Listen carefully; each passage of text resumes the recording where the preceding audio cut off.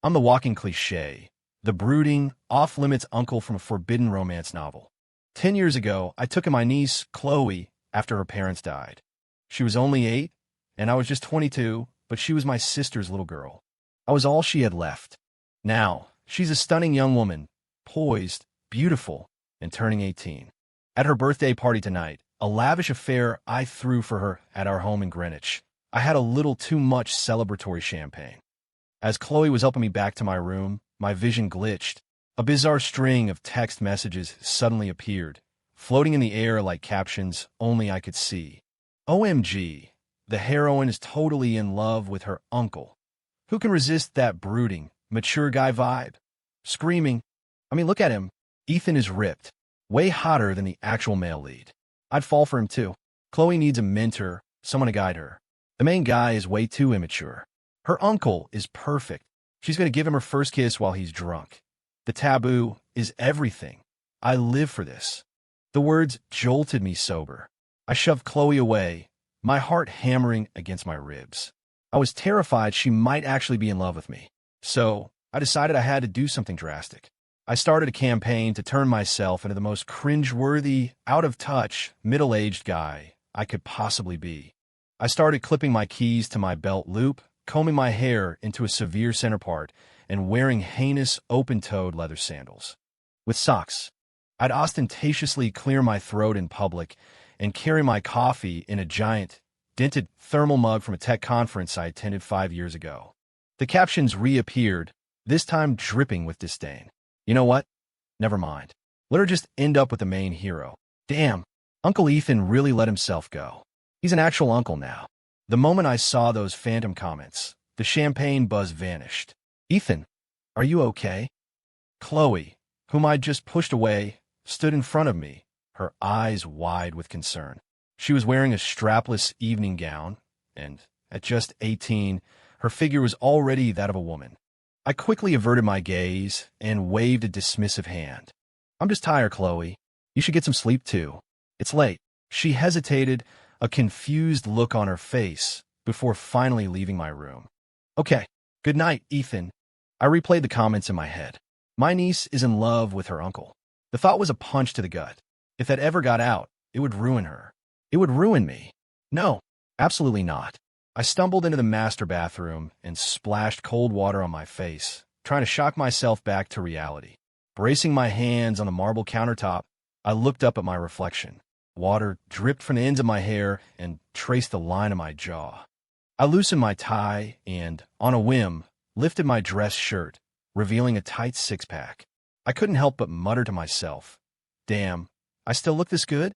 30 years old with the body of a 20-something.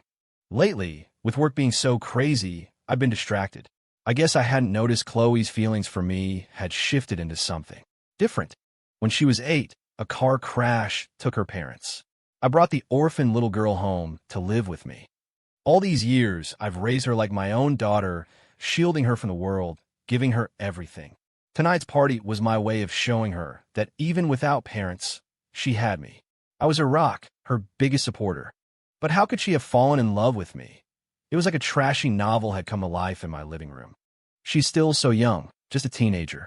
I had to find a way to steer her away from this, to make sure she never, ever fell for me. The next morning, after showering and getting dressed, I came downstairs. The housekeeper, Maria, froze mid-stride, her eyes wide with shock. I sat down across from Chloe at the breakfast table. The bite of scrambled eggs Chloe was about to eat paused halfway to her mouth. She stared at me, her expression a mix of confusion and disbelief.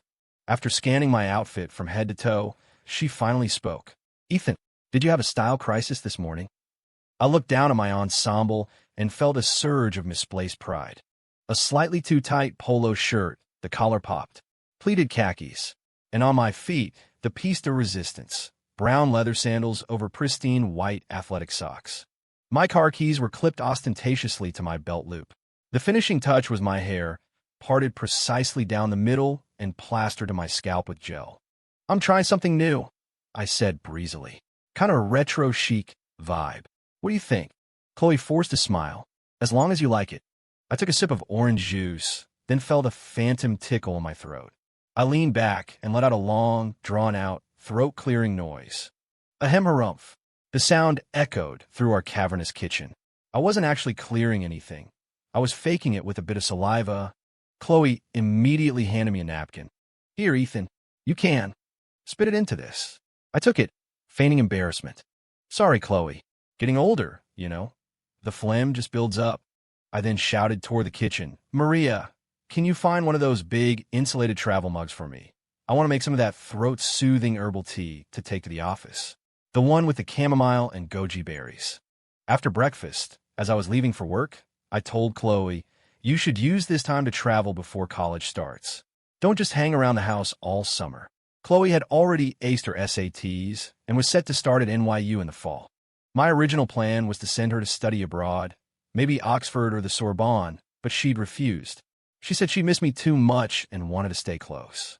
At the time, I thought it was sweet. Now I saw it as a massive red flag. Okay, she said with a bright smile. She walked over and straightened my polo collar, which I had intentionally skewed. Normally, I would have appreciated the gesture. Not today. As soon as her hand moved away, I yanked the collar crooked again. No, I like it better this way. It has more of a disheveled charm. I was in the car and out of sight. I stripped off the ridiculous outfit and changed back into my usual Tom Ford suit. Everything all right, Mr. Hayes, my driver, Frank, asked, eyeing me in the rearview mirror. I sighed. Frank, I need you to keep an eye out for me. If Chloe shows up at the office, you text me immediately. Yes, sir, Mr. Hayes. Sure enough, right after my morning board meeting, a text came through. Mr. Hayes, your niece just arrived at the building. The message was sent 15 minutes ago. That meant she was on her way up. Time was of the essence. Operation Cringe was a go. By the time Chloe walked into my office, I was back in my costume, meticulously combing my center part. Chloe, what a surprise, I said, feigning ignorance. She placed an insulated tote on my desk. I brought you some soup, Ethan. It's a ginger pear broth. Good for your cough. She thoughtfully ladled a bowl for me and set it down. Drink it while it's hot. This is delicious, I said after a sip. Chloe settled onto the couch, looking perfectly at home. Ethan, I was wondering, could I intern here at the company for the summer, since I have the next 2 months free? Buffed. I nearly choked on the soup. An internship? I stammered. That sounds so boring. Why don't you go on a trip with your friends? Backpacking through Europe. My treat. All expenses paid. Chloe shook her head. But I want to learn about the business.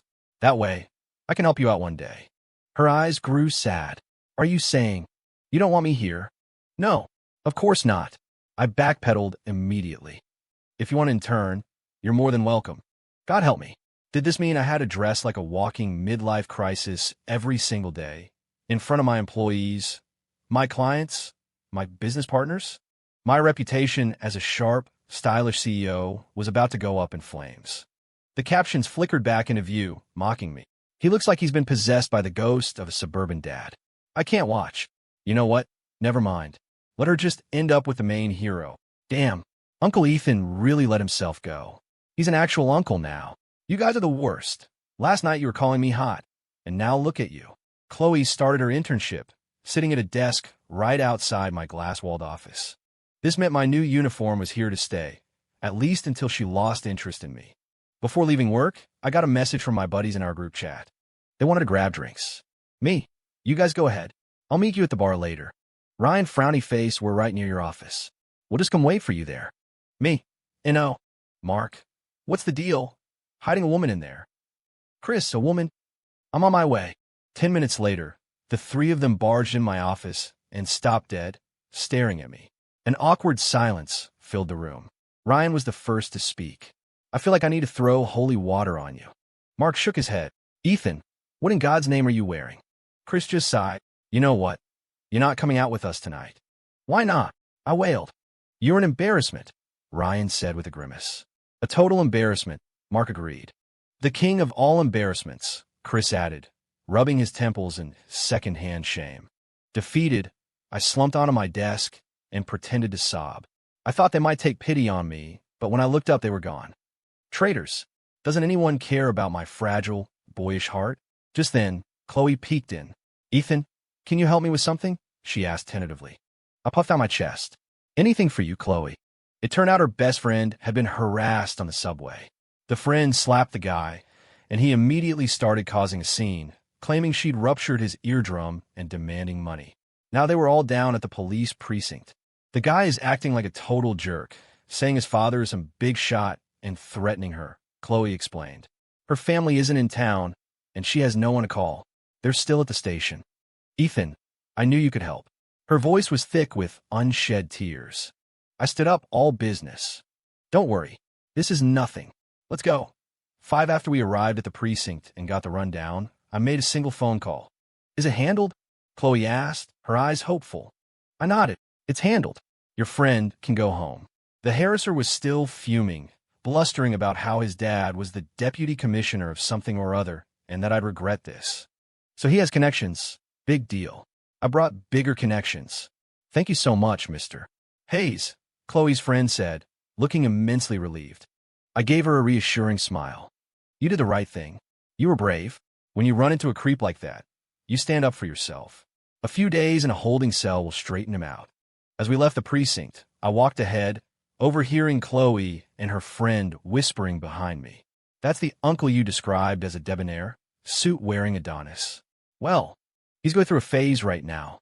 Chloe defended me. But his face is still handsome. Besides, I think my uncle looks good in anything. What? Are you kidding me? This wasn't working at all. My days of sartorial self-torture had been for nothing.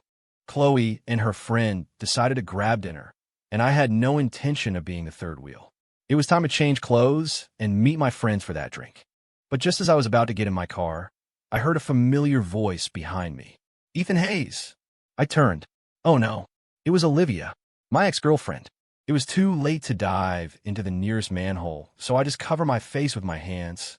Not me, not me, not me, I chanted internally. Ethan, is this some kind of performance art piece? Olivia walked right up to me and pried my hands away from my face. Time to face the music. Her eyes, full of a mixture of shock and pity, scanned my outfit. Wow, you've certainly matured. This had to be a new low. Running into my impeccably dressed, stunning ex-girlfriend while I looked like a reject from a casting call for cringy dads of Connecticut. I forced a laugh, my mind racing. It was a dare. Lost a bet with some friends. I have to dress like this for 24 hours. Olivia raised an eyebrow. Oh, for a second there, I thought you'd had some kind of breakdown. She started to walk away, but an idea, a terrible, brilliant idea, sparked in my mind. Wait, can you do me a favor? What kind of favor? I took a deep breath. Pretend to be my girlfriend again. Olivia let out a sharp, cold laugh. Don't tell me this is some pathetic ploy to get me back, Ethan. She had dumped me because my workaholic lifestyle left no time for her. It was my first real relationship, and when it ended, I was devastated. I spent a full night crying on my friend's shoulders and the next 6 months recovering. No, God, no, it's for my niece. I explained quickly. She gave me a look that screamed pervert. No, not like that. I frantically waved my hands and gave her the whole crazy story. When I finished, her expression softened. I see. All right, Hayes. For Chloe's sake, I'll help you out. But this is strictly pretend, she warned, pointing a finger at me. Don't you go getting any ideas. I nodded like a bobblehead. 6-inch so, are you and Olivia back together? Chloe asked over breakfast the next morning. I nodded solemnly. Yeah, we are. For the past few days, Olivia had been playing her part perfectly, stopping by the office and letting Chloe see us together. I'd stopped taking the same car home as Chloe, instead making a show of driving Olivia home myself. Does that mean you two will get married? Chloe asked. I didn't know how to answer that. If it feels right, maybe, I mumbled. You know, Chloe? I added, trying to sound casual. You're an adult now. If you meet a nice guy you like, it's okay to date. Just be smart about it and protect yourself. That was it. I needed to find Chloe a suitable boyfriend. If she fell for someone else, she'd forget all about me. With my connections, it would be easy to find a few handsome, wealthy, and respectable young men to introduce her to. Chloe's face soured. I'm not interested in any of those guys, she huffed. They're not as great as you. Normally, a comment like that would have made me proud. Right now, it just made my headache worse. 7 Chloe took a few days off from her internship. She wasn't traveling, but she was out of the house from morning until late at night. I asked Frank if he knew where she was going, but he had no idea. Then one afternoon it happened. A guy with bleach blonde hair pulled up to our gate on a ridiculously loud dirt bike, with Chloe riding on the back. I felt like my head was going to explode. Who? What? Who is this guy? I stammered as they walked up to the front door. Chloe looped her arm through the blonde guy's. Ethan, this is my new friend. My world tilted. I was officially in the Twilight Zone. The guy was a caricature. His hair was a brassy yellow, and he was wearing flip-flops, board shorts, and a tank top that revealed tattoo sleeves on both arms. He stuck out his hand with a goofy grin. Hey, dude. The name's Jax. Nice to meet you. Out of sheer politeness, I gave his hand a limp shake. Ethan, isn't his bike the coolest? It spits flames out the back. I've never seen anything like it. Chloe gushed, pointing at the monstrous bike. I was dumbfounded again. Are the sport cars in my garage not good enough for you? Is that it? I can buy more. A convertible only has a roof that opens, Chloe said, her eyes shining with novelty. This bike has like 360-degree windows. Furious, I pulled her aside. What did you meet someone like that? I hissed. We just met by chance, Chloe said defensively. He's a really nice person. You can't judge people by how they look, Ethan. Me? I just came back to grab my bag, she said, already moving past me. We're going to hang out some more. She ran inside, grabbed her purse, and hopped back on the dirt bike. Bye, Ethan. The bike roared to life and disappeared down the long driveway, leaving a cloud of dust in its wake. The first thing I did was call the security gate. From now on, the kid on the dirt bike with the yellow hair is not allowed on this property. I don't care if Miss Chloe herself asks. No entry. Understood. I barked into the phone. We have standards in this community. We don't let delinquents in. I couldn't believe it. Of all the handsome, successful young men in our circle, she picks a guy who looks like he just fell out of a 2000s era music video. Don't tell me this is the actual male lead. Over the next few days, I had someone discreetly follow Chloe and Jax, just to make sure she was safe. It turned out they weren't doing anything scandalous. Jax was just taking her to eat at food trucks all over the city.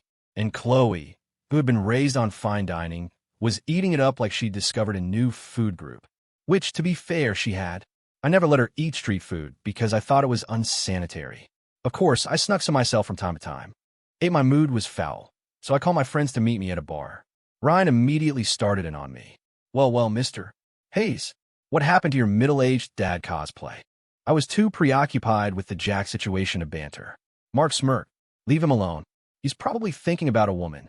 Chris chimed in. He's back with Olivia. If he's thinking about another woman, Olivia would literally end him. I let out a heavy sigh. My niece has been hanging out with some punk with bleached hair. The three of them responded in unison. What? A punk? Ryan shook his head. No way. A sweet girl like Chloe? She's a prime target for a guy like that. Mark leaned forward. As her uncle, you have to put a stop to this train wreck. Chris delivered the final blow. Next thing you know, she'll be pregnant, and then you'll really have a mess on your hands. I nearly kicked him under the table. They were all talking at once, their voices like a swarm of angry bees in my head. Finally, Ryan offered a piece of practical advice. Look, guys like that are only after one thing. They see a rich girl like Chloe and see a payday. Just throw some money at him.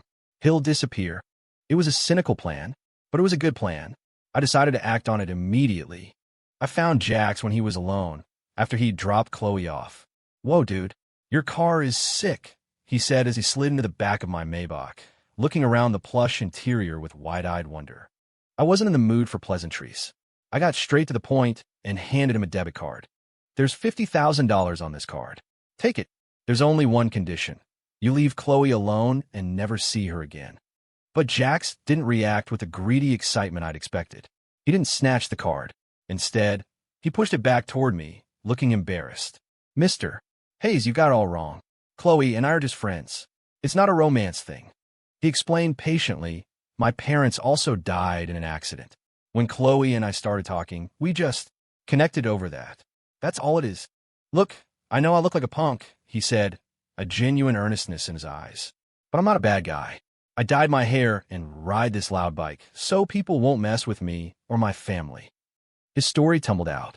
His parents were gone, leaving him to care for a sick grandmother and a younger sister in middle school.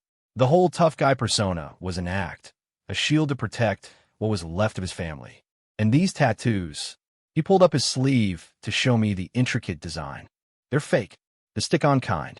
He grinned, a little sheepishly. A wave of shame washed over me. I felt my throat tighten. Real men don't cry, I told myself. How did you two meet? I asked, my voice softer now. Jax hesitated, his eyes darting away. He wouldn't say. Don't hide anything from me. Tell me the truth. I pressed. After a moment, he relented. About a week ago, I was riding down by the old industrial park. I heard a girl scream from one of the alleys. Those alleys are dark and sketchy, and people get into trouble there sometimes, so I stopped to check it out. I saw these two guys trying to snatch Chloe's purse. I just ran in and helped her. The guys saw they were outnumbered and took off, but not before they kicked me a couple of times. That's how we met, he finished. Hearing his story, I felt the ground shift beneath my feet. Why hadn't Chloe told me any of this? A deep, suffocating guilt settled in my chest. What kind of guardian was I? Please, Mr. Hayes, Jax begged. Chloe made me promise not to tell anyone. Don't let her know you heard it from me. I nodded numbly. As he was leaving, I pushed the debit card back into his hand. You're still taking this, but the money isn't for you to mess around with. Use it for your grandmother's medical bills and your sister's school expenses. Jax shook his head vehemently. I can't take this, sir. Take it, I insisted. I'll make that much in an hour. Consider it a thank you for what you did for Chloe. I stuffed the card into his hand and told Frank to drive. As I watched his shrinking figure in the rearview mirror, my heart felt heavier and more confused than ever. Home or back to the office, Mr. Hayes? Home, I said quietly. Chloe was in her room, painting.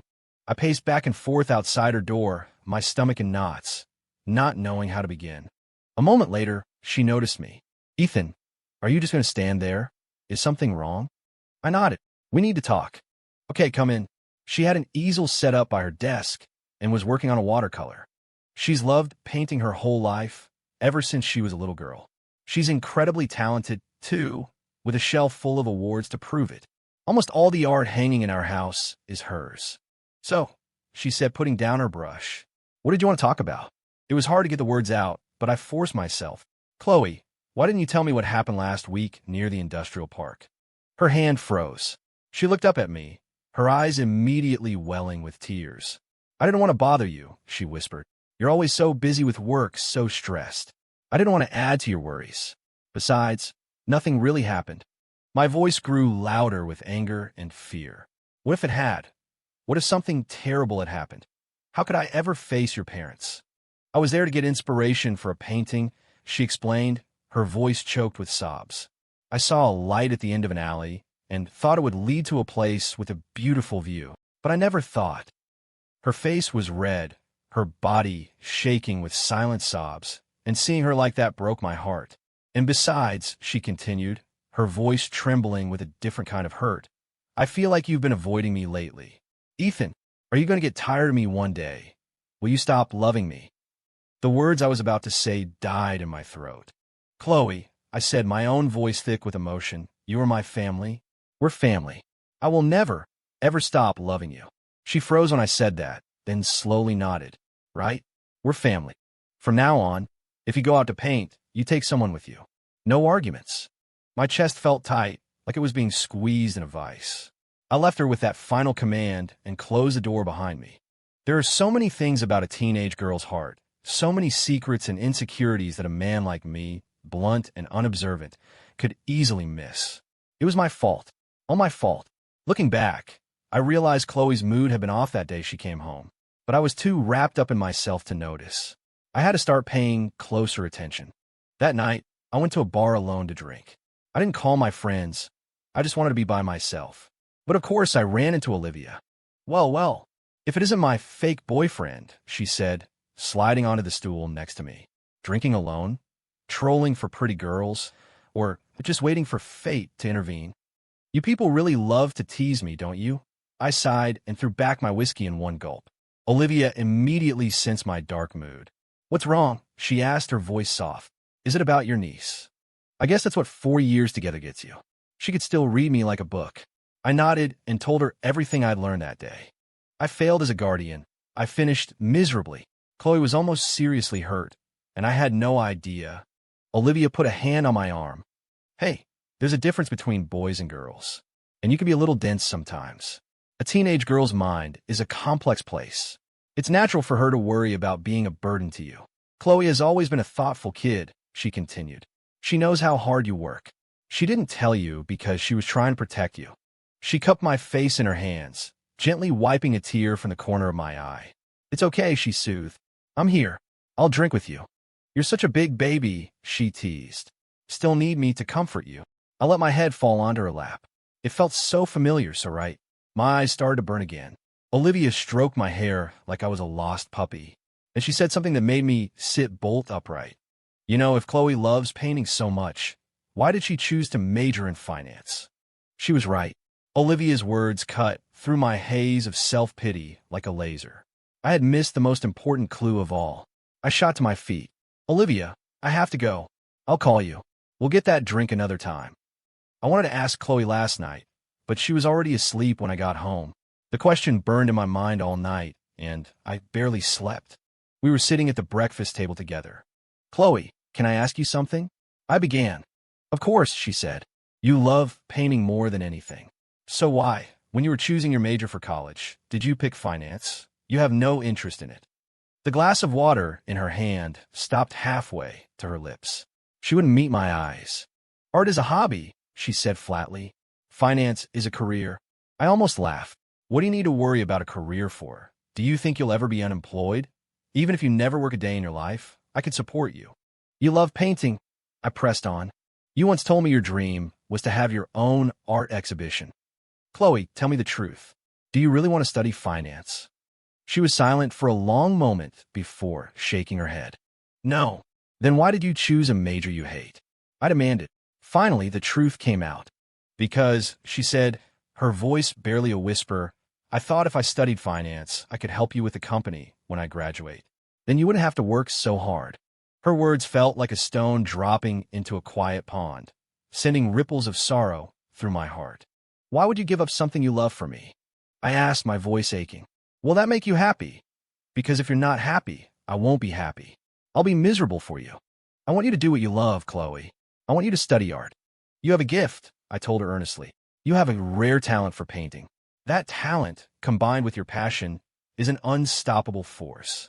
You can have your exhibitions. Not just here, but all over the country. All over the world. My words seemed to break through her defenses. A flicker of hope appeared in her eyes. It hurt me to see how much she'd been willing to sacrifice, this foolish, wonderful kid. Tell me the truth, Chloe, I urged.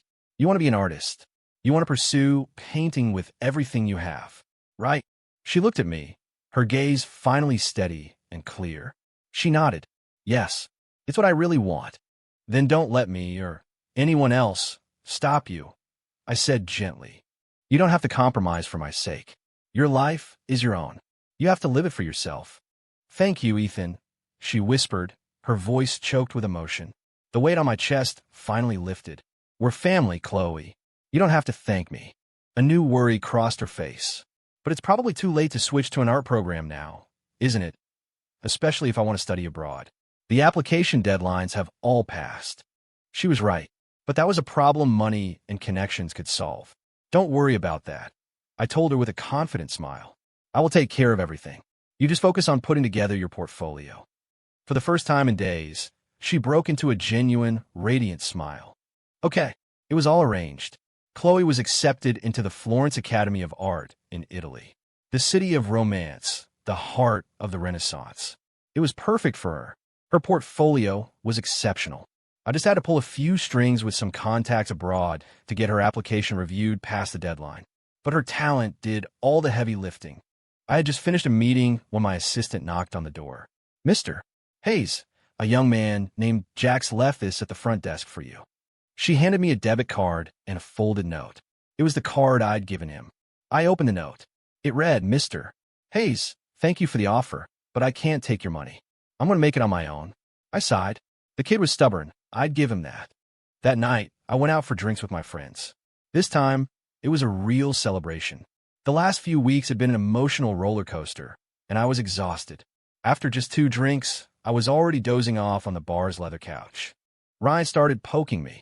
See, a man's prime is over at 25. Mark chimed in. You're 30, so that means you're basically 70. Chris delivered the killing blow. Face it, Ethan, you're washed. I was too tired to fight back. These vultures were ganging up on a tired old man. I was about to get up and go home when Olivia arrived. Oh, really? She said, her voice dripping with amusement. Who's washed? She glanced at me. Is it your tolerance that's gone, or something else? I immediately perked up and scrambled over to her. Honey, you're here. I'm not even drunk. Who's your honey? She said, pushing me away. But then she grabbed my tie and pulled me close, her lips near my ear. Let's just see what's not working anymore, she whispered, her warm breath sending a shiver down my spine. My friends all made exaggerated gagging noises in unison. Olivia led me out of the bar and into the warm, humid night air. The city sounds helped clear my head. Thank you for everything you've done, I told her sincerely. You really helped me out. The situation with my niece is finally sorted. Olivia looked up at me, her gaze direct. So, Ethan Hayes, how are you going to thank me? I avoided her eyes. I'll take you to dinner. Buy you a gift. Name your price. Anything you want. It's on me. Olivia pointed a finger directly at my chest. You. I was confused. Huh, what about me? I want you, she said, her voice dropping to a serious tone. Ethan, do you still love me? Whoa. Oh my God. This was happening. In 2 seconds, she had me hooked, lined, and sinkered. Yes, of course I still love you. I blurted out, so excited I felt like I could do a backflip right there on the sidewalk. Olivia, you have no idea how miserable I was after we broke up. I whimpered, pulling her into a tight hug and burying my face in her neck. She smelled so good. She smelled like home. Chloe was busy packing for her trip abroad. I'm swamped at work for the next few days, so I can't fly out with you, I told her. But as soon as this deal closes, I'll come visit you in Italy. She smiled. It's okay, Ethan. Olivia is going with me to help me get settled. I feel bad for being so much trouble. Don't be silly, I cut in. We're family. Just then, the phantom captions appeared for a third time. The heroine is going abroad.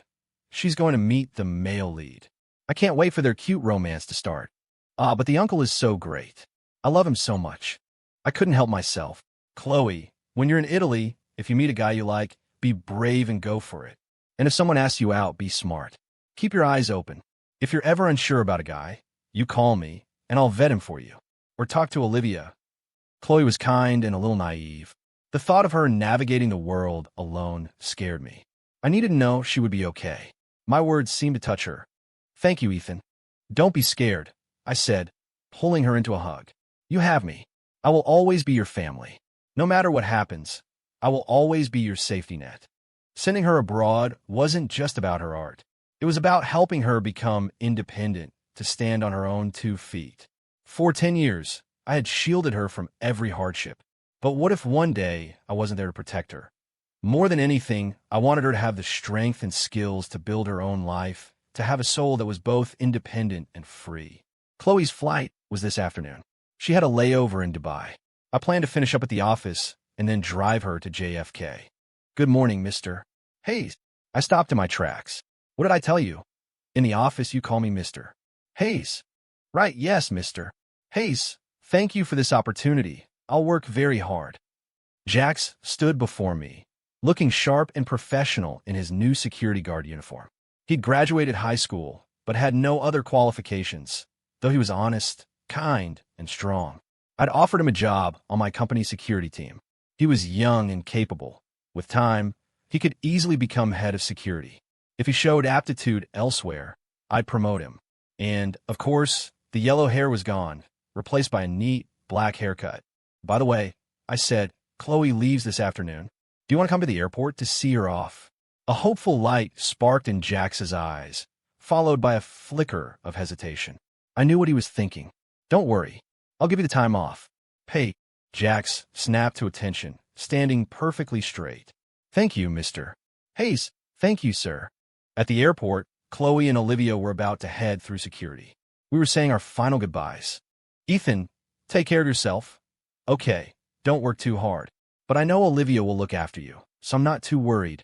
And you have to be good to her. Don't you dare make her angry. Chloe stood before me, chattering away, giving me a long list of instructions. I nodded. I know, Chloe. I will. A lump formed in my throat. I remember the day I brought her home, a tiny, scared little girl. In the blink of an eye, she was a grown woman. I opened my arms and gave her a huge hug. Have an amazing time at school, Chloe. Study hard and take care of yourself. And if you get homesick, just fly home. The ticket's on me. After hugging Chloe, I turned to Olivia and gave her a hug, too. I'm going to miss you, I whispered. Olivia just rolled her eyes playfully. Oh, please, don't be so dramatic. You're probably thrilled to get a few days of peace and quiet. I watched their figures disappear through the security gate. Olivia and I are engaged. This second chance has made me realize how much I value our relationship. The first time around, I was so consumed by work that I neglected her feelings. She was right to feel tired and frustrated with me.